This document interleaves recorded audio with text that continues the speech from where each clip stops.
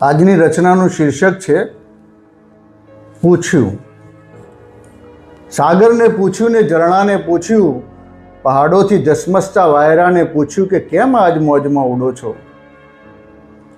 લુચ્ચું એક સ્મિત દઈ સઘળાએ એક વાત કીધી કે એમને આજ મલકાતા જોયા. શરમાતા પોયણાને હસતા ગુલાબને ડાળીએ હિંચોળાતી વેલને, તરણાને પૂછ્યું ને બ્રહ્માંડના ગળગણ ગુંજારને, વળી મોટેથી ચીસ પાડી પૂછ્યું આ સુંદર બહારને કેમ આજે આટલા ખીલ્યા છો. લુચ્ચું એક સ્મિત દઈ સઘળાએ વાત એક કીધી કે આજ પગલા એમના થવાના. વાછંટો નાખતા શેરીઓ છલકાવતા વરસાદને, કેડીને થોરને ખેતરના શેઢાને, વાડતણે પુરાણા ઝાડને પૂછ્યું કેમ આજ ભરપૂર બહારમાં. લુચ્ચું એક સ્મિત દઈ સઘળાએ એક વાત કીધી કે આજ ભવભવના ભાવે ભીંજાવાના, આજ પગલા એમના થવાના, આજ પગલા એમના થવાના.